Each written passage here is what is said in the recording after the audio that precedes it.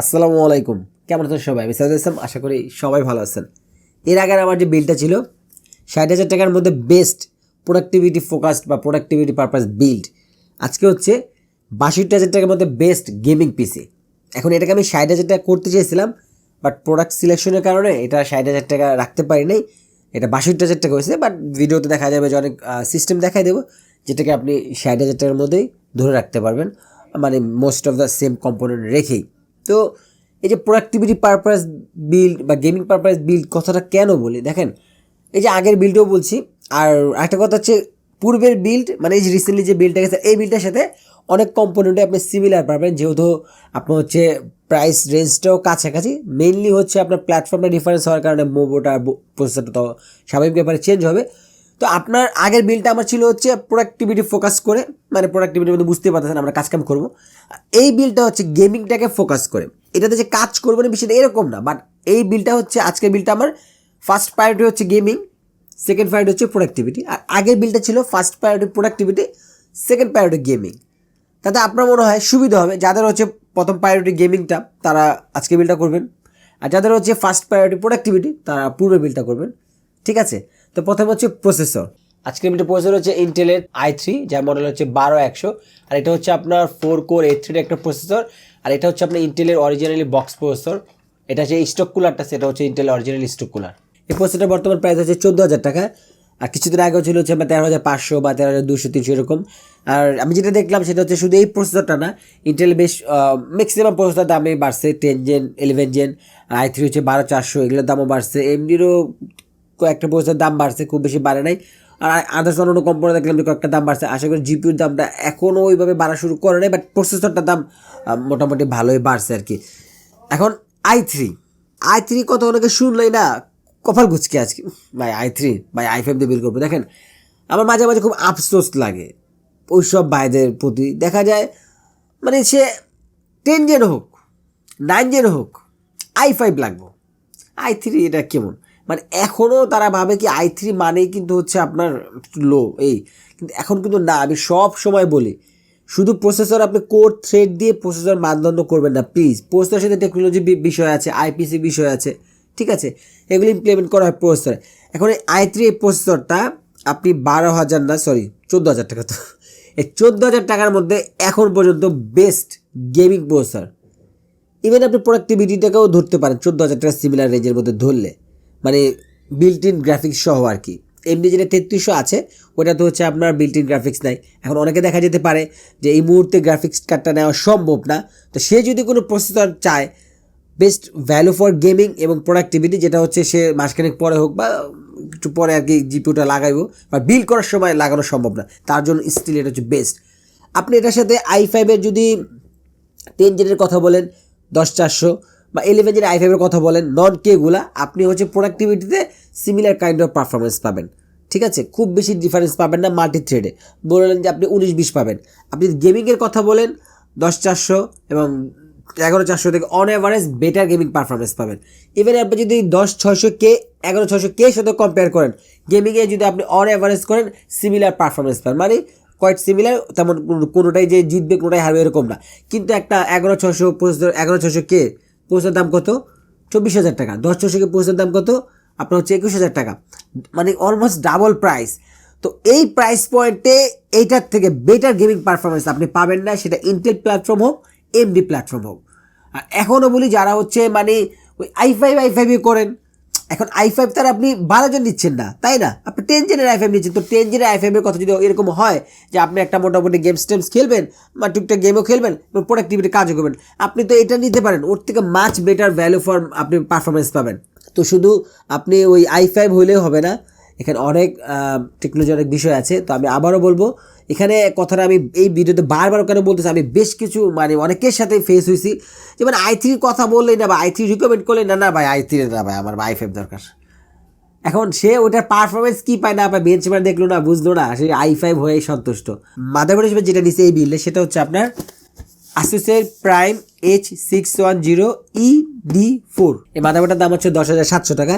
তো এই প্রাইস পয়েন্টে H16-এর আপনি আদার্স অন্যান্য ভ্যান্ডরের অনেক বোর্ড পেয়ে যাবেন, তো অন এভারেজ সবগুলাই অনেকটাই কাছাকাছি।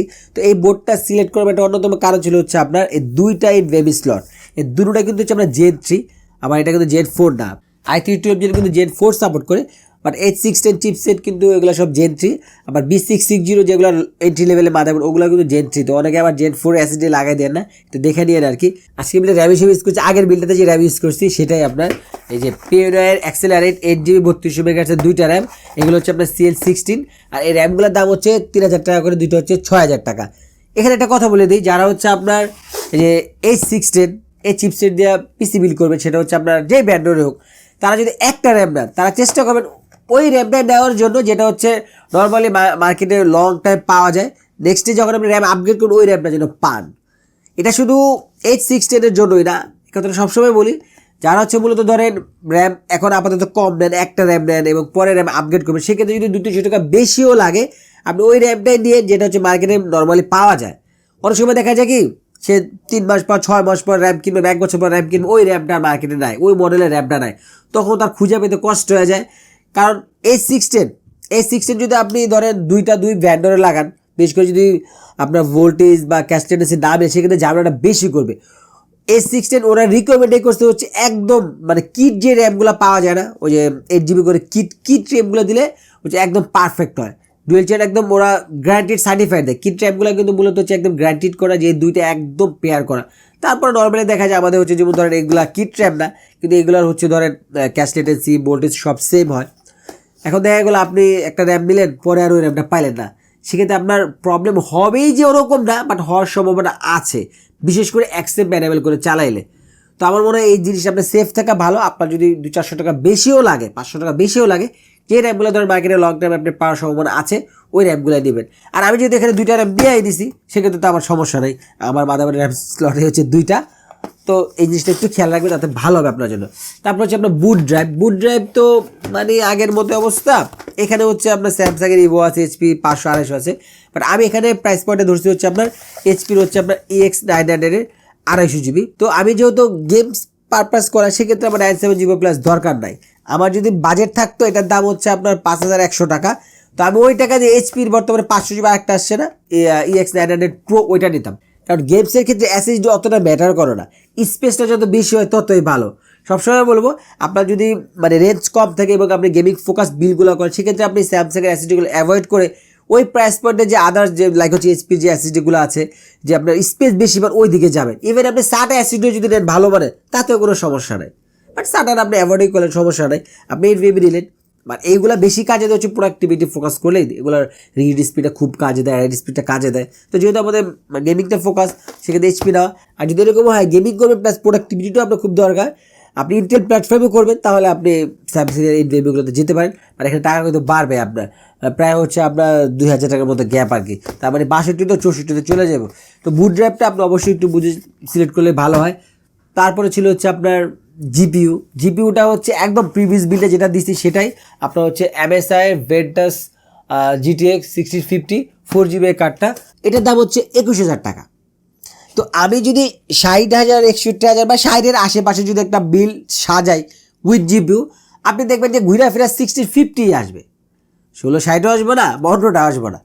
আর জিপিউ এর আগে বলছি, শর্টে বলে দিই, যখন আপনি দেখবেন যে আপনি একটু বাজেট ওয়েটের জিপিউগুলো নিচ্ছেন, সেক্ষেত্রে আপনার ব্র্যান্ডর দেখালে আপনি দেখবেন যে প্রাইস যেটা কম আছে ওইটাই নেবেন। তো বর্তমানে আমার মনে হয় এইটার দামে সবচেয়ে কম 1650। এখন এরকম যদি হয় যে আপনি আমার ভিডিও যদি দেখতেছেন, অন্য একটা চলে আসছে, মানে মোটামুটি দাম জানেন, ওটার দাম আরও 1000 কম, যাবেন গো এখানে, কোনো সমস্যা নেই। এগুলোর দাম যত কমবো তত আমাদের জন্য ভালো। তবে আমার দাম না বাড়ুক সেটাই আমি আশা করি, কারণ প্রসেসরের দাম অলরেডি 700 টাকার মধ্যে বাইরে গেলো, অন্যগুলো 1000 টাকাও বাসে, অনেক প্রসেসর আছে, আর কার্ডের অবস্থা কেউ সেটা জানি না। তারপর ছিল হচ্ছে আপনার পিএসইউ যেহেতু এটা আমার 6050 কার্ড, সেটা নিচ্ছে কর্সায়ারের CB450। তারপর হচ্ছে আপনার ক্যাসিং হচ্ছে আগের বিলটা যেটা ছিল ওইটাই নিছি আপনার darkflash D552, মানে ওইটার একটা রিফ্রেশ বিল্ড বলতে পারেন আর কি, ঠিক আছে। এই জন্য বেশ কিছু জিনিস এই সিমিলার আছে। আর ক্যাসিংটা হচ্ছে এটা ATX, আপনি যদি মাইক্রো ATX চান 9GB বিলটা, তাহলে হচ্ছে ডিপকুলার ম্যাট্রিক্স 40 এই ক্যাসিংটা নেবেন, বাট এটা এখন আপাতত অ্যাভেলেবেল নাই। ওরা ছিল 2700 টাকা, একদম পারফেক্ট একটা ক্যাসেট ছিল। যারা হচ্ছে প্রফেশনালি 9GB বিল চান, খুবই ভালো একটা ক্যাসেট ছিল, আমার মনে হয় আপনি সপ্তাহখানেকের মধ্যে পেয়ে যাবেন। তো যারা হচ্ছে প্রফেশনালি মানে বিল করবেন, তারা হচ্ছে নন RGB আর কি, তারা হচ্ছে অবশ্যই ম্যাট্রিক্স 40টা নেবেন, খুবই ভালো কেসিং। আমার কাছে যে গেম খেললেই যে RGB এলে বেশি FPS এরকম না, অনেকে মনে করে বেশি RGB বেশি FPS, বিষয়টা ওরকম না, এটা আর কি অনেকটা পপুলার আছে, অনেক পোলাপান আছে, আমি কিছু বুঝি না, মানে খামো খা, বুঝছেন কি মনে করে যে এত লাইট ফাইট লাগায়, মানে এরকম না, লাইটের কোনো দোষ নাই, মানে দেখা যায় কি লাইটের জন্য সে কম্পোনেন্ট খারাপ নিছে, তখনই খারাপ লাগে, বুঝছেন যে বাতির জন্য তো কম্পোনেন্ট খারাপ নেওয়া লাভ নাই, ভালো কম্পোনেন্ট নিছেন দেন আপনি বাতি নেন, সমস্যা নেই। তো আসেন এখন হচ্ছে পিসিটা বিল করি, তারপর হচ্ছে ফাইনাল কথা বলি। ভাই আপনাদের সবার কাছে ক্ষমা চাচ্ছি, ক্যামেরা অফ থাকার কারণ আজকে পিসি অ্যাসেম্বলিংয়ের অনেকগুলো অংশই দেখাতে পারি নাই। আমার যখন পিসি অ্যাসেম্বলিংগুলো শেষ তখন দেখি আমার ক্যামেরা বন্ধ, আর কি করার, এগুলো তো সব লাগাই ফেলছি, অনেক কথা বলছিলাম, ওগুলো আমার রেকর্ড হয় নাই। তারপর কয়েকটা কথা রিপিট করি, এই মাদারবোর্ডে হচ্ছে আপনার ARGB হেডার নাই কোনো, হ্যাঁ RGB হেডার সেটা হচ্ছে আপনার একটা 4 পিনের। তো কেউ যদি এরকম কোনো কম্পোনেন্ট নেন যেটা হচ্ছে আপনার 3 পিনের ARGB হেডার, সেটা কিন্তু আপনি এই মাদারবোর্ডের সফটওয়্যার দিয়ে কন্ট্রোল করতে পারবেন না। আর এই মাদারবোর্ডের চেসিস ফ্যান হেডার একটা, তাও চিপার মতো দিচ্ছে, এই আশেপাশে দিলে ভালো হতো। তো আপনার যদি পিসিতে চেসিস ফ্যান হেডার লাগে, মানে চেসিস ফ্যান কানেকশন দেওয়ার জন্য, সেক্ষেত্রে আপনার হচ্ছে একটা হাব ইউজ করতে হবে, হাবে তারটাও দেখা যাবে। আর তাছাড়া তেমন কিছু বলার ছিল না, সব অন অ্যাভারেজ ঠিক আছে। কোলার ডিম লাগানোর পর দেখি ক্যামেরা বন্ধ, এরকম মনে অনেকের সাথে হয়, মাঝে মাঝে মাইক্রোফোন চালু থাকে না, এই সেই, যাই হোক এটা হয়ে গেছে। এখন সেটা এখানে লাগাই দিই, আগের পার্সেল খুলে দিই, আজকে শর্টকাট করে দিই দূর।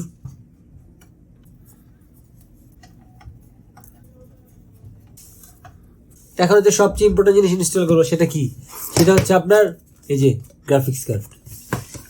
গ্রাফিক্স কার্ড আজকে হচ্ছে এখান থেকে আনবক্স করি আর কি, ঠিক আছে, আজকে একটু অন্যভাবে করি আর কি। ঘোরার টিম তো ক্যামেরা বন্ধ হয়ে গেলো, ওটা একটু খারাপ হয়ে গেছে আর কি, এত কষ্ট করে করলাম ক্যামেরা চালু হয়ে, তো এটা হচ্ছে গ্রাফিক্স কার্ডটা আর কি, বুঝছেন।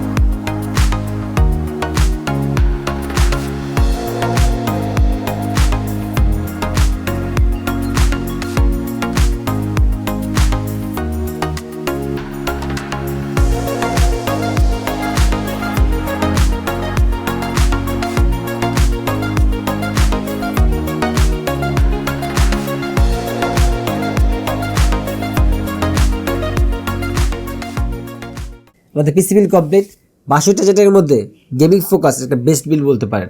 আগের বিলটা একটা রিফ্রেশ বিল, কারণ এখানে শুধু আপনার প্রসেসর, মাদারবোর্ড আর এসএসডিটা চেঞ্জ করেছে, বাকি সবগুলো আগেরটারই আছে। তো এখানে একটা ব্যাপার কি, দেখেন আগের বিলটা কিন্তু ছিল ৬০, এটা ৬২, মানে নিডস কিন্তু আলাদা। এটা হচ্ছে গেমিং ফোকাস, কারণ এই প্রসেসরে এর থেকে বেস্ট গেমিং পারফরমেন্স পাবেন না। এই ১৩,০০০ টাকা ১৪,০০০ টাকা, এখন এটার অ্যাপটা পাওয়া গেলে আর বেশি ভালো হতো, বাট অ্যাপটা পাওয়া যায় না, অ্যাপটা অ্যাভেলেবেল না। যদি আপনি অ্যাপ পাওয়া যান, চোখ বুঝে অ্যাপ নেবেন, তাই না, যেহেতু আমাদের জিপিও আছে, অ্যাপটা পাইলে আমি আরও ২,০০০ টাকা সেভ করতে পারতাম, বাট অ্যাপটা পাই না, এই হচ্ছে কথা। আর এখানে একটা কথা কি, যে এখানে একটা মেসেজ ছিল যে দেখেন এখানে দুইটার কিন্তু পারপাস দুই রকম। এটা আমার গেমিং ফোকাস, আপনি i3 12X সাথে এই বাজেটে খুবই ভালো গেমিং পারফরমেন্স পাবেন। 6 মিক্স করে যে আপনার ১১,৪০০ ১০,৪০০ থেকে তো অনেক ভালো পারফরমেন্স পাওয়া যায়। আর ওই কথাটা আবার একটু রিপিট করি, যারা হচ্ছে i3 শুনলে ডাক কুসকান, প্লিজ ডাক কুচকে লাভ নাই, ঠিক আছে, পারফরমেন্স কথা বলে আর কি, ঠিক আছে, অনেকে i3 শুনলেই ডাকটা কুচকে দেবে, ডাক চিটকাবে i3। তো এই বিলটা নিয়ে বেশ কিছু বলার নাই, এটা এই প্রাইস পয়েন্টে আপনি বেস্ট একটা ডিল এই মুহূর্তে বলতে পারেন। আর এখন ডিপির দামটা এরকম থাকলেই চলে, যদি দাম বাইরে যায় তাহলে সমস্যা। আর এটাতে যদি গেমিংই করবেন ওরকম না, প্রোডাক্টিভিটি কাজও কিন্তু করা, যারা হচ্ছে প্রাইমারি লেভেলের একটা ভিডিও এডিটিংয়ের কাজ করতে চান করতে পারবেন। আর ফ্রিল্যান্সিং ফটোশপের কাজ তো আরামসে করা যাবে, কোনো সমস্যা নেই। আর এটা একটা বিষয় আছে, এই একটা প্লাস, সেটা হচ্ছে কুলারটা, ঠিক আছে, এটা যে স্টক কুলারটা আছে, আমি ওই যে প্রথমে বলছিলাম ক্যামেরাটা বন্ধ আসলে তখন আর কইতে পারি না, ঠিক আছে, এটা যে স্টক কুলারটা আছে, এটা যে আপনার সাইড ওয়ারের ডিফল্ট হচ্ছে আপনার টিডিপি করা, এবং আপনি যদি এটাকে পাওয়ার লিমিট অফ করে দেন ৮৭ মতো হয় ওয়াটের মতো। তো দুটোটারই না পারফরমেন্স যদি বলেন সিমিলার পারফরমেন্স পাওয়া যায়।